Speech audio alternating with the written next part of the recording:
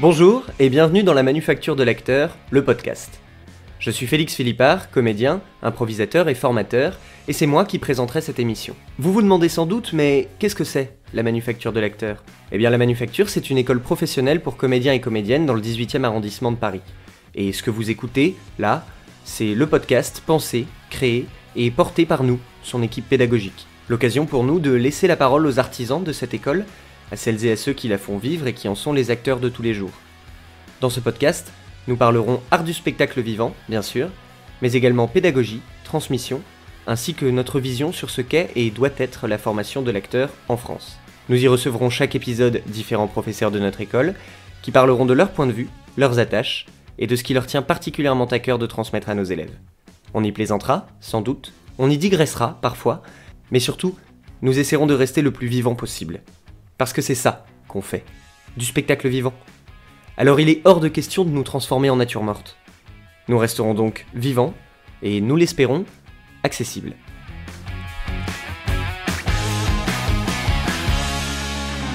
Bon, avant de commencer cet épisode de manière classique, toute l'équipe du podcast et moi-même tenons à vous présenter nos excuses, puisque suite à quelques petits problèmes logistiques inhérents à notre volonté, nous n'avons pas pu enregistrer cet épisode dans nos conditions habituelles.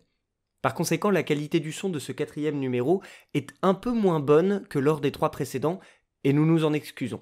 Mais puisque le but de notre podcast est de conserver un échange humain, vivant et spontané, nous avons refusé de retourner cet épisode et avons préféré assumer notre ligne en préservant la discussion directe et instinctive, malgré un son un peu plus distant. Nous nous en excusons sincèrement, espérons tout de même que vous passerez un bon moment en notre compagnie, et nous vous souhaitons une bonne écoute. Dans cet épisode, nous allons parler chant, nous allons parler souffle, nous allons parler pédagogie en Argentine et nous allons parler hygiène de vie. Et pour ce faire, j'accueille aujourd'hui le professeur de chant de la Manufacture de l'acteur, Leonardo Valazza. Bonjour Leonardo. Bonjour Félix. Bon alors Leonardo, on va commencer par quelque chose d'élémentaire. En fait, je t'appelle jamais Leonardo, je t'appelle Léo. Donc Léo, dans tout le podcast, tout le monde m'appelle Léo, mais voilà. fait des chèques au nom de Léo. Tout le monde te paye en tant que Léo. Oui. Voilà, donc je vais t'appeler Léo pendant cet épisode et je t'appellerai pas Leonardo, j'espère que personne ne m'en voudra. Léo, tu es donc chanteur lyrique, tu nous viens d'Argentine puisque tu as commencé tes études musicales à Buenos Aires, où tu obtiens ton diplôme de chant et d'art lyrique à l'Instituto Superior de Arte del Teatro Colón. J'en profite pour saluer Madame Clotilde Dos, ma prof d'espagnol, qui doit être extrêmement fière de moi. Pas en ce moment en tout cas. Pas en ce moment en tout cas, mais peut-être à d'autres moments de ma vie. Ça, c'était à Santa Fe. Ensuite, tu as travaillé le chant avec Ricardo Catana et tu as obtenu une bourse qui t'a permis de te perfectionner auprès de la soprano Montserrat Caballé. Les années suivantes, tu t'installes à Paris et tu travailles ton répertoire avec Janine Reis, pianiste et chef de chant, puis avec Jory Vinicourt, claveciniste américain. Je dis pas de bêtises. Pas du tout, c'est parfait. Bon, tu as été grand prix du concours de la Mélodie argentine de Rosario, premier prix Opéra Mozart au concours Mozarteum de Santa Fe, et tu as également joué de nombreux rôles dans des opéras. Tu as été Figaro dans Le Barbier de Séville, tu as été Papageno dans La Flûte enchantée, tu te produis en France, en Argentine, au Mexique, au Chili, au Brésil, en Allemagne, en Suisse, en Italie, en Espagne, en Belgique, bref, tu es notre globe-trotter Léo. J'ai plein de questions à te poser, notamment sur ta pédagogie, parce que ce n'est plus un secret. Avant de t'avoir en collègue, je t'ai eu en prof, donc je sais aussi comment tu fonctionnes en tant que pédagogue. Ce qui m'intéresserait, c'est avant de revenir sur la pédagogie que tu donnes, que tu pratiques, celle que tu as reçue. Parce que du coup, tu as appris, tu as fait tes classes en Argentine. Ouais. Maintenant que tu travailles en France, est-ce que tu vois des grandes différences par rapport à l'enseignement musical, ou en tout cas du spectacle vivant, entre la France et l'Argentine? Non, pas forcément entre la France et l'Argentine. C'est un enseignement qui est assez similaire. C'est-à-dire, pour cela, il faut penser ou il faut savoir que l'Argentine, c'est un pays peuplé par des immigrants européens. La plupart des Espagnols, Italiens, mais beaucoup de Français et malheureusement quelques Allemands. Et à ce moment, il faut savoir que la pédagogie amenée à ce pays, c'est la pédagogie européenne. Ce n'est pas très différent. Qu'est-ce que tu appelles la pédagogie européenne? C'est-à-dire vraiment celle qu'on a encore Ce sont aujourd'hui en Europe? les méthodes d'enseignement, surtout la musique, la façon d'apprendre le solfège, la façon d'apprendre le piano, le chant, la diction, les langues, la façon d'envisager l'instrument, la voix. On en parlait juste avant le début du podcast et tu le soulevais juste là. En Argentine, il y a plusieurs langues qui sont parlées. Oui. Toi, dans le cadre de ton travail aussi, ça a été un apport, cette chose-là? C'est sûr. La langue officielle, c'est l'espagnol, mais il y a une immigration italienne énorme, enfin 1800. Alors, on va dire que ce sont des Italiens qui ont appris à parler espagnol. Donc, c'est l'espagnol avec l'accent italien. Dans mon cas précis, mes parents étant italiens, je parlais italien à la maison, espagnol en dehors de la maison. Et enfin, quand on commence le conservatoire, on sait bien, tout le monde le sait, même en France, que la langue commune, le dénominateur commun en langue, quand on parle de musique, c'est l'italien. Peu importe où on se trouve, en Allemagne, en Angleterre, en France. Alors l'italien et l'espagnol cohabitaient, le français pas du tout. Je suis venu en France sans dire un mot de français. Je dis tout apprendre ici. C'était il y a combien de temps ça? 22 ans. Ça fait 22 ans que tu es en France? Oui, je viens de le dire. D'accord, oui, pas mal. Tu as donc eu un parcours tu as eu le parcours le plus académique possible en Argentine? Oui. Par rapport à ce que nous on connaît? En musique, oui, très académique. Ouais. Très académique. L'école de théâtre en Cologne, solfège, langue, musique, piano, chant, corps, oui, complètement. Et ensuite, continuer ici au CNSM, au Conservatoire National de Paris. De musique, ouais. Tu as eu du cours de théâtre, tu disais? Oui, légèrement. Des théâtres orientés à l'art lyrique. On connaît bien qu'on n'est pas très fort en théâtre. Vous n'êtes pas des très bons comédiens? C'est pas les meilleurs, en tout cas. Ça t'a laissé des bons souvenirs, ces cours-là? Oui, plutôt, oui. Et est-ce que tu saurais trouver un petit peu, maintenant que tu vois aussi l'enseignement théâtral en France, tu saurais dire un petit peu quelle était la particularité des cours que toi tu recevais?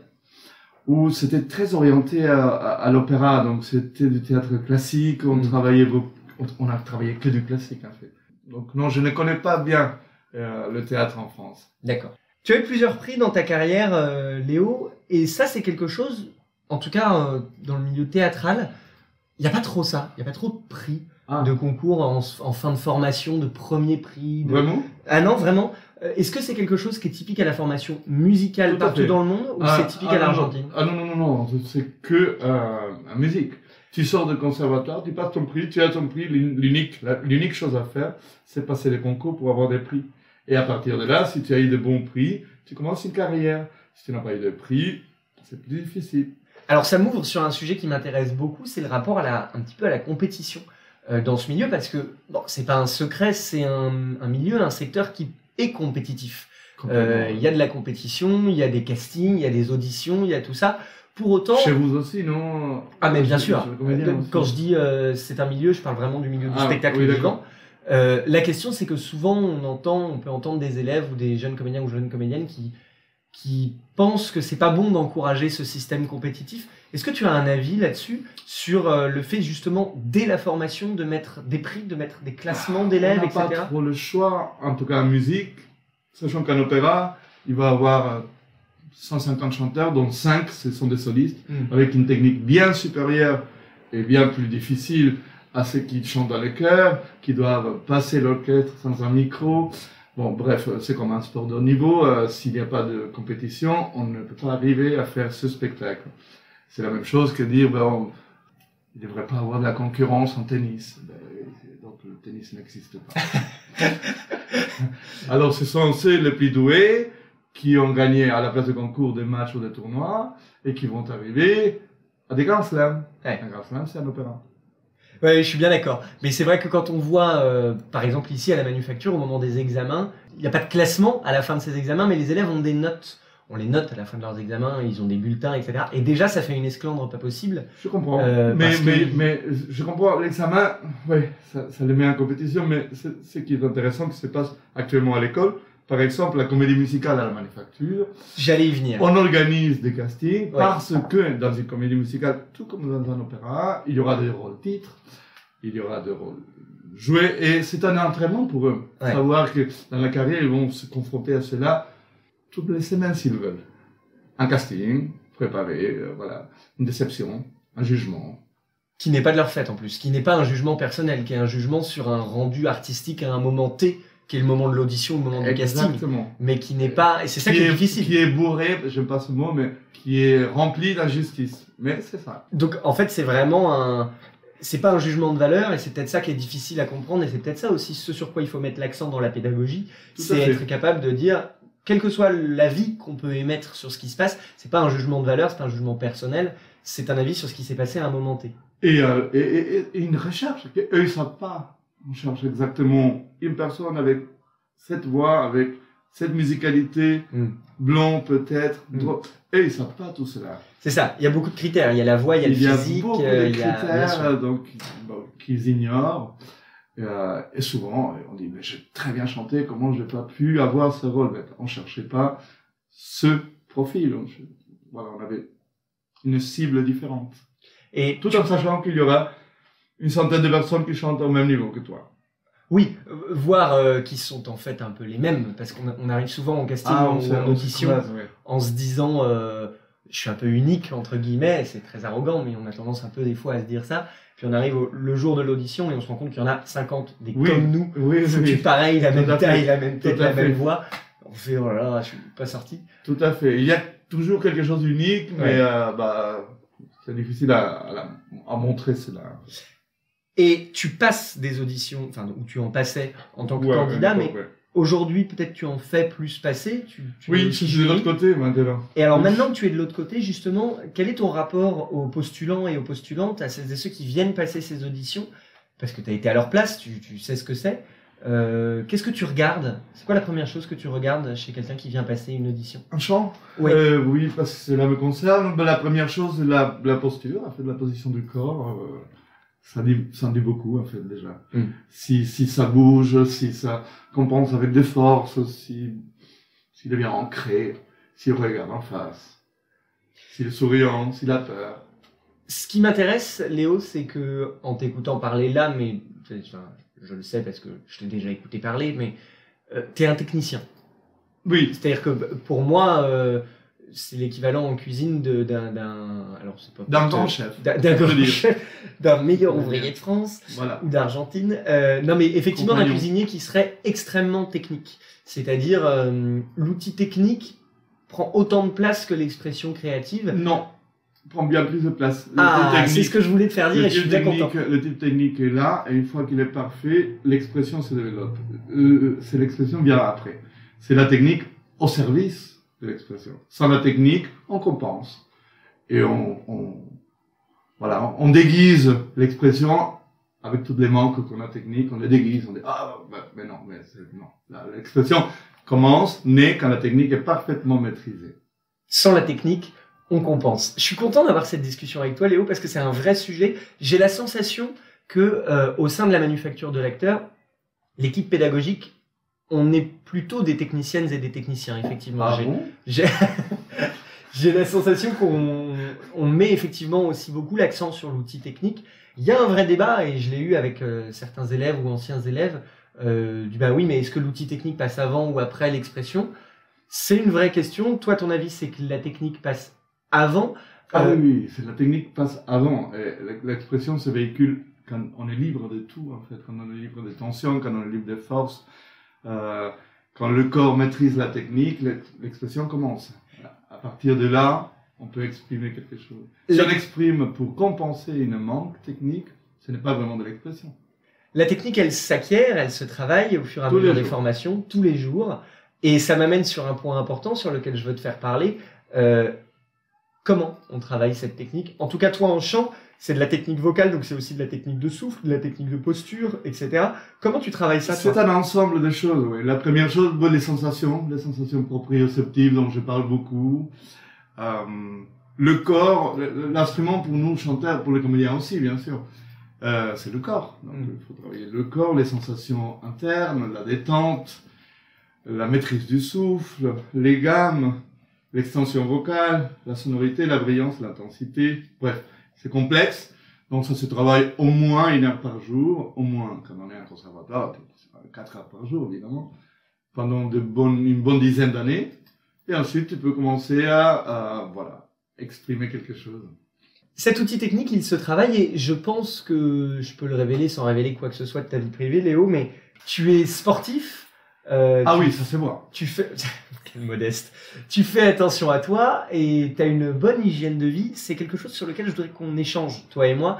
La question de l'hygiène de vie et de l'entretien de soi. J'ai l'habitude de dire, alors ça prête souvent à sourire, mais que notre corps, c'est notre outil de travail et qu'un musicien, il a besoin d'entretenir son instrument. Oui, nous, on a besoin tout à d'entretenir notre corps. Ouais. C'est quoi ton rapport à ça, à l'hygiène de vie? Déjà, quelle est ton hygiène de vie à toi, Léo? Si c'est pas indiscret, tu as aussi le droit de me dire.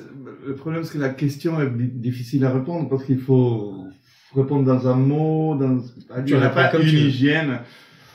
Oui, il faut faire attention. On fait du sport, le souffle, c'est notre instrument de travail, donc il faut avoir du souffle. Pour cela, il faut faire évidemment un peu de cardio, du sport, des exercices tous les jours, des étirements. On peut pas chanter avec un corps tendu. On doit être un récipient vide de tension qui véhicule le souffle, se transforme en résonance et transmet, l'expression qu'on disait en fin de compte. Donc bien dormir, bien manger, faire du sport, et c'est surtout faire l'hygiène la plus importante pour un chanteur, c'est faire de la technique tous les jours. Oui. Au moins 1 heure par jour. Mais travailler ta technique, si tu as un corps qui n'est pas capable de suivre, ça tient pas. Et quand on a programmé... Ça va ensemble. Quand on fait par exemple un vocalise, on le fera avec des mouvements corporels qui nous invitent à nous détendre ou à lutter contre les forces qui sont ancrées dans notre corps, bien sûr. Quand on a programmé l'enregistrement de cet épisode aujourd'hui, il faut savoir que là, on s'est donné rendez-vous à 9h du matin aujourd'hui. Et quand on a programmé ce rendez-vous, toi, tu m'as dit, pas de problème, moi, je reviendrai du sport. Tu vas au sport combien de fois par semaine? Tous les jours. Tous les jours? Oui. Et là, j'irai après. Tu vas y aller. Donc là, tu vas donner cours aux premières années? Ouais, bien sûr. Donc vraiment, tu t'entretiens physiquement tous les jours? Mais tu changes, tu fais pas tous les jours la même chose. Un jour, la muscu, yoga, étirement, cardio. C'est toi ça ou c'est spécifique à toi ou c'est spécifique à l'enseignement que tu as reçu? Non, il y a beaucoup de chanteurs qui chacun différemment en fait, mais oui. Le corps c'est très important. Il y a quelques années, quand je travaillais encore à Caen, en Normandie, je travaillais dans une salle de spectacle où un jour nous avons reçu une compagnie de danse américaine dont j'ai oublié le nom pour une résidence et tous les danseurs et toutes les danseuses de cette compagnie, on leur avait prévu un catering, donc de quoi manger, de quoi boire pendant la semaine de résidence. Et on leur avait prévu des bières, des chips, du jambon, des sandwichs, du pâté, du machin. Ils ont tous regardé le catering en se disant mais c'est pas bon pour nous ça.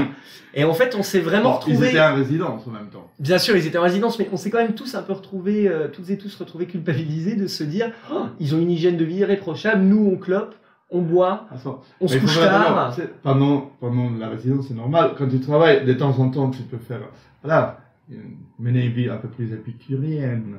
Ça veut dire une clope, une bière, sortir, ça peut, mais c'est pas ça la vie quotidienne d'un chanteur. Du tout. Ce sont des exceptions, des vacances, c'est normal, on est des êtres humains, pas des robots. Et d'un point de vue technique, justement, la cigarette, on entend des fois des gens qui disent oui, mais ça entretient ma voix, un peu cassée, un peu rauque, etc. C'est conseillé de ne pas le faire. On peut pas fumer. Tôt ou tard, il y aura quand même une différence, car le souffle devient court, il y a la mucosité qui sont là tout le temps, donc c'est mieux de ne pas fumer. Mais il y a beaucoup de chanteurs qui fument en fait. Ça dépend de chaque personne. Il y a des personnes, ils peuvent. D'autres, une petite clope et ils perdent la voix, ils sont à fond le lendemain. Ça dépend de chaque organisme. Mais le mieux, c'est ne pas fumer.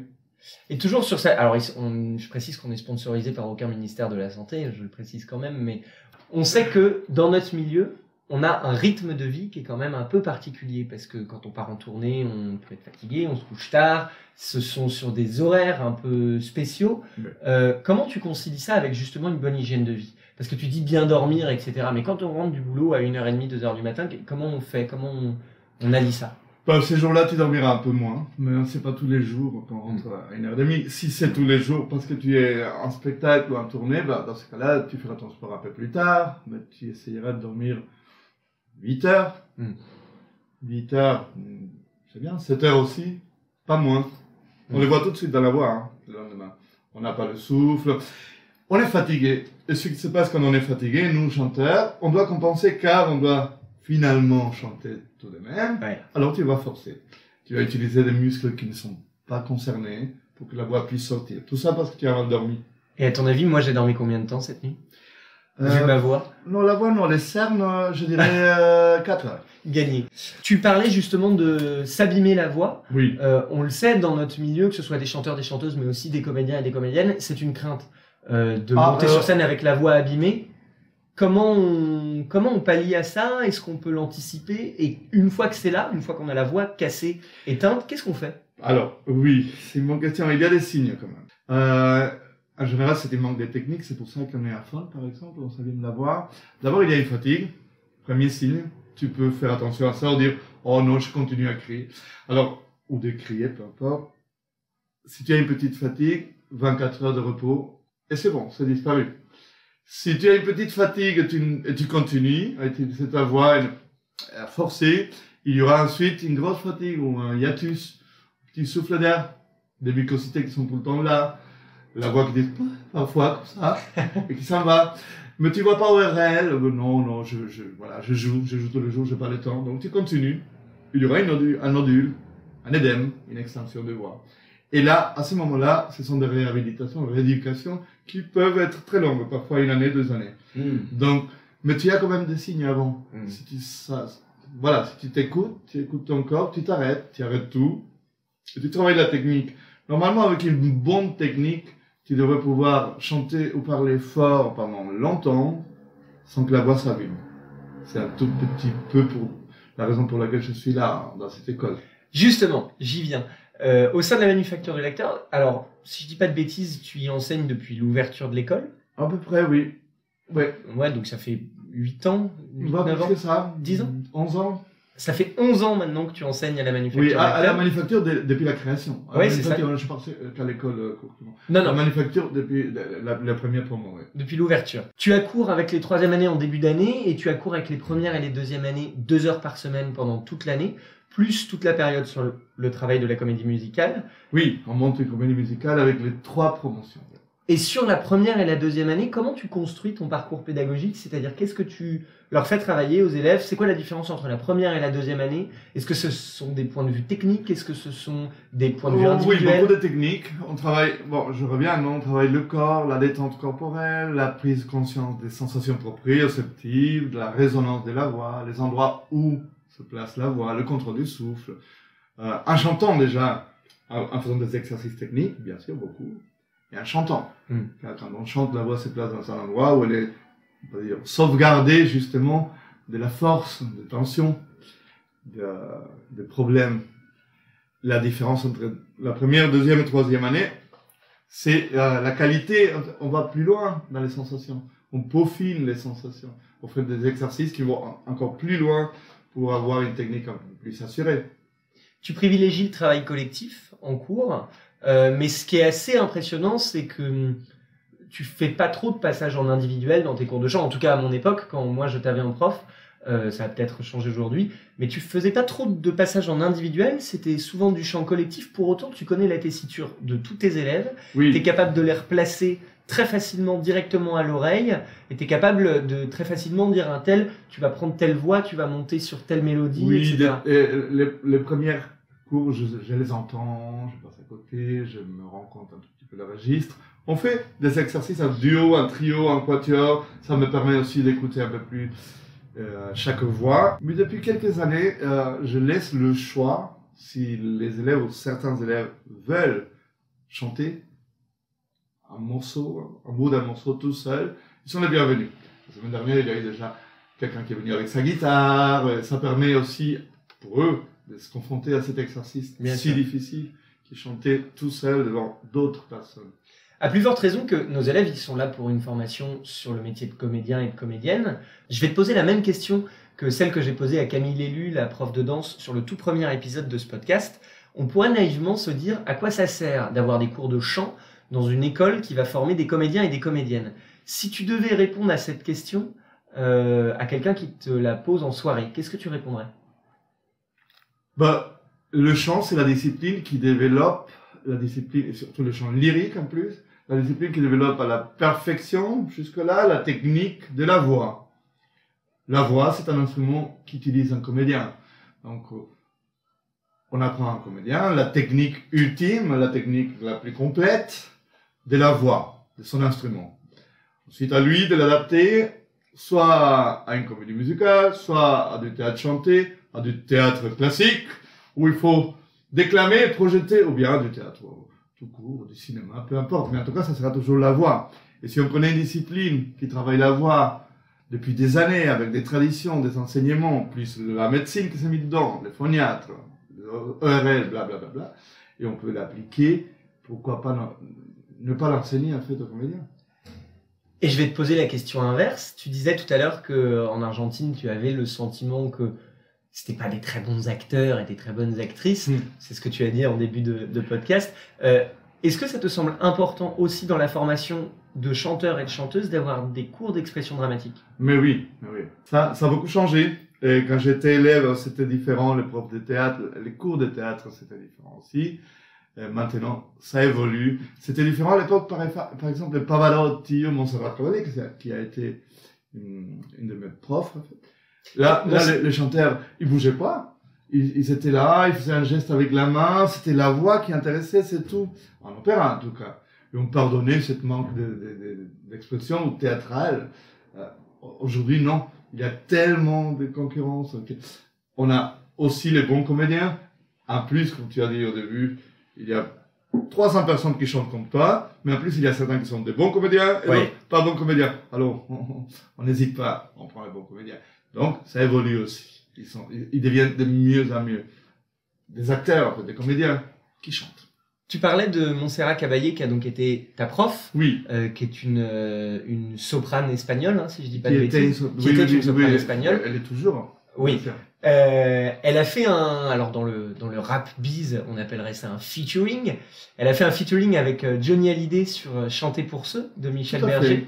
Il y a une vidéo de cet enregistrement en studio qui est hallucinante parce que avec les casques toutes les deux. Ouais. Et ce qui est impressionnant dans cet extrait, c'est que on voit deux techniciens brillants dans deux registres très différents. Elle dans le lyrique, lui dans le rock. Et l'association se fait parfaitement bien. Oui, bien sûr. Tu as la sensation que les techniques, même quand elles sont entre guillemets de familles un peu différentes, le rock, le lyrique, tout peut s'associer si le bagage technique est bien sûr. Johnny avait pris des cours de chant lyrique à la jeunesse. Johnny maîtrisait très bien son souffle, donc il utilisait simplement d'autres résonateurs, des résonateurs différents, plus adaptés à son style de musique. Rock au début, ballade, rock, pop. Montserrat utilisait d'autres résonateurs, obligé car elle chantait sans micro. Et dans une salle, Johnny, il avait les micros. Oui, les chanteurs lyriques, vous n'avez pas de micro dans les grandes salles. C'est pour cela qu'on utilise des résonateurs qui, on peut dire, modifient la voix. On dirait qu'elle n'est pas naturelle. Tout d'un coup, on devient avec une voix qui c'est pas la voix, notre voix. Alors c'est normal, il faut remplir une salle sans micro. Mais la respiration, le souffle, les gammes entre Johnny et Montserrat, c'était pas très différent. Entre Freddie Mercury et Montserrat, qui sont aussi enregistrés ensemble, c'était pas très différent. Ensuite, ce sont les résonateurs et le timbre de la voix qui changent selon les styles. Mais Freddie Mercury, en plus, il était chanteur lyrique, non? Il a aussi fait une formation comme baryton au début. Beaucoup. Barbara aussi, elle fait le conservatoire rue de Madrid, conservatoire en art baroque. Toi, tu es baryton? Baryton. Comme Freddie Mercury. Oui. Et comme moi. Et comme toi. Voilà. Toi, tu es baryton Martin. Oui, Félix, mais voilà. Oui.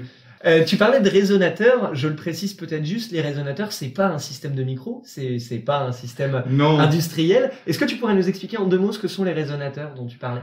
Oui, bien sûr. Ce sont des espaces où l'air se propage, vibre et produit une résonance.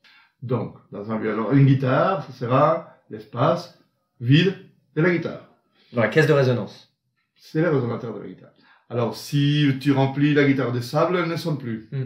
Dans l'être humain, ce sont les espaces vides, narines, cavité buccale, la cavité nasale, le larynx, la poitrine, tous les espaces vides où l'air peut tourbillonner, se propager, vibrer. Enfin, ça, ce sont nos résonateurs. Grâce à cela, la voix se propage, et surtout que quand la voix se place dans le résonateur, elle devient très belle. Elle est timbrée. Sinon, elle reste au niveau du corps vocal. Je reviens à la guitare, on a rempli de sable et on joue. On entend un bruit de cordes. Ouais. C'est pas très beau. Ouais. On a besoin de ces espaces vides dont l'air résonne. C'est ça. C'est ce qui fait qu'une guitare électrique ne sonne pas si elle n'est pas branchée à un ampli. Exactement. Ouais. Car il n'y a pas une cage vide où l'air pourrait se propager et vibrer.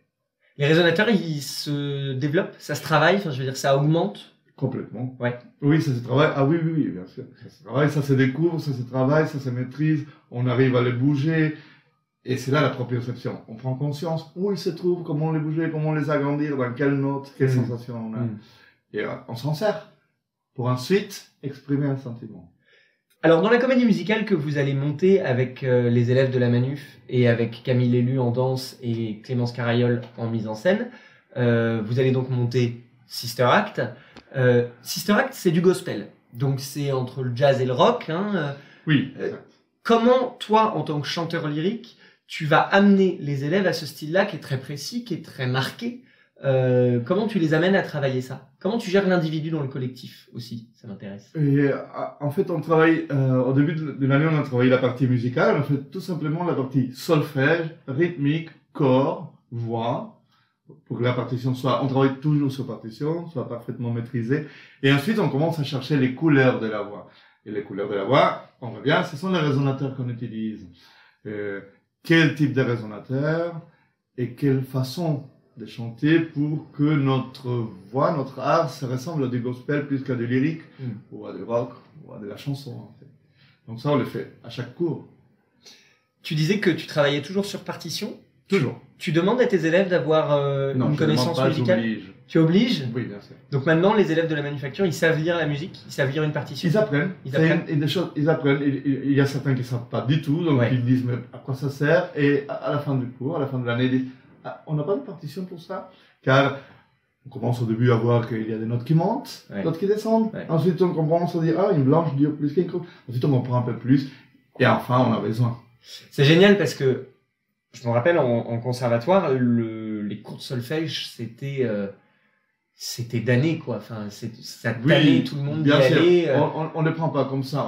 Je fais pas un cours de solfège. Je le travaille différemment. On ne fait pas de solfège. À la place de mettre des paroles et lire les paroles des chansons, on met des partitions qui ont aussi les paroles, mais on suit des choses. Tu suis le dessin. Un dessin, des voix. Ensuite, une durée. Ah oui, tiens, il y a un changement de rythme. Il y a, le piano joue tout seul, nous on chante pas. On commence à comprendre un peu ce qui se passe derrière, en fait. C'est un langage, la musique. Donc pourquoi pas, ils vont pas être des maîtres de ce langage à la fin de la formation. Ils auront quand même une approche. Ils ont connu ce langage pendant la formation. Au terme de la formation des élèves, nous on voit de vrais progrès en chant et en technique vocale sur beaucoup d'élèves. Est-ce que ça t'arrive, c'est l'instant un peu périlleux, mais est-ce que ça t'arrive de voir des élèves où il n'y a pas de progrès en chant? Parce que ça, c'est une crainte. Je me rappelle, moi, quand j'étais élève, c'est quand même très pudique comme discipline, le chant, quand c'est pas notre discipline première. On peut avoir ce truc de se dire, je ne progresse pas. Est-ce que factuellement, tu as déjà vu des élèves ne pas progresser du tout? Si, ça m'arrive. En fait. Le problème, c'est que ce n'est pas un cours individuel de chant, ce que je donne. Si c'était un cours individuel, je prendrais mes décisions. Mais en collectif, c'est très difficile comme moment, quand tu vois qu'il y en a pas beaucoup. En général, ça progresse ensemble, et ça se, voilà, l'apprentissage se contamine, mais quand c'est le cas, il n'y a pas grand chose à faire. Et si le prendre à part, donner des cours individuels pour le faire progresser. Mais sinon, il n'y a pas grand chose à faire dans le cadre de la manufacture. En fait. Tu penses que c'est lié à l'oreille? Est-ce que tu penses que le fait de chanter, entre guillemets, faux, je sais que tu n'aimes pas utiliser ce terme-là. Non. J'aime bien, mais il faut bien l'utiliser. Est-ce que tu penses que le fait de chanter faux est lié au fait de ne pas entendre ce qui se passe? Alors, il y a un petit docu sur Arte qui dure 7 minutes qui s'appelle, sur YouTube, mais Arte l'a fait, s'appelle « Pourquoi on chante faux ?» Comme ça. Il y a un ami, phoniatre, qui explique pourquoi. Ce sont une question de sensations proprioceptives. Il parle là de la proprioception. On n'a pas les bonnes sensations internes qui font qu'on place la note là où il faut. Faux, pour nous, les musiciens, c'est pas dans la fréquence. La fréquence en physique, se mesure en hertz. Un son a des fréquences. Chanter faux, c'est chanter dans une autre fréquence. Malheureusement, il y a aussi la connotation faux comme moche. En France, je dis au clair de la lune, il y a quelqu'un qui va me dire oh qu'est-ce qu'il chante faux. Non, c'est juste, mais c'est moche. C'est juste, c'est pas faux. C'est dans les fréquences, c'est très moche. Donc il faut savoir, quand c'est moche, mais c'est juste, c'est pour nous, pédagogues, c'est très facile. On apprendra que ça devient beau en utilisant les bons résonateurs. Quand c'est vraiment faux, là ça peut être un problème neurologique, un problème d'écoute, et il y a des traitements, mais c'est beaucoup plus lent. C'est beaucoup plus lent, et c'est vers les ORL, le phoniatre qu'il faut s'orienter d'abord, pour faire un test audiométrique, plein de choses. Et c'est rare. La plupart, ça vient des manques de sensations proprioceptives, et ça se corrige. Nous, les profs, avec un peu de patience, et beaucoup de travail de la part de l'élève, on le corrige. Ouais. Donc vraiment, en fait, au terme de tous les épisodes qu'on ait pu faire maintenant de ce podcast, on se rend compte que le cœur de notre travail, ce qui est au cœur de tout ça, c'est l'écoute. C'est presque, en fait, notre oreille est presque le centre de notre corps. C'est ça qui va nous guider dans tout notre travail. Exactement. Pour nous, les chanteurs, il y en a deux. L'écoute et les sensations proprioceptives. Et ce sont deux qui vont se complémenter. L'écoute, la boucle audiophonatoire, et les sensations proprioceptives, ça veut dire les sensations internes. Ouais. Ça n'a rien à voir avec l'écoute. On arrive au terme de cet épisode ensemble, Léo. Est-ce que tu as un petit mot pour conclure, quelque chose que tu voudrais dire? Oui, les viennoiseries n'étaient pas bio. On avait des viennoiseries sur la table pendant ce podcast et elles n'étaient pas bio. Est-ce qu'elles étaient au moins bonnes? Je n'ai pas mangé, je pas ça. Bah oui, parce que c'était pas bio. Merci à toi, Léo, pour cet épisode. C'était très, très intéressant. La première fois d'ailleurs que je fais un podcast. Eh bah écoute, j'espère que ce ne sera pas la dernière parce que c'était très intéressant pour moi aussi. Merci beaucoup. À bientôt, Léo, à et bientôt, bon cours. Merci. Ciao. Merci à toutes et à tous de nous avoir écoutés dans cet épisode de La Manufacture de l'acteur, le podcast. Podcast imaginé par Clémence Carayol et Emeline Paulet et présenté par Félix Philippard. On se retrouve le mois prochain pour un nouvel épisode et d'ici là, prenez soin de vous.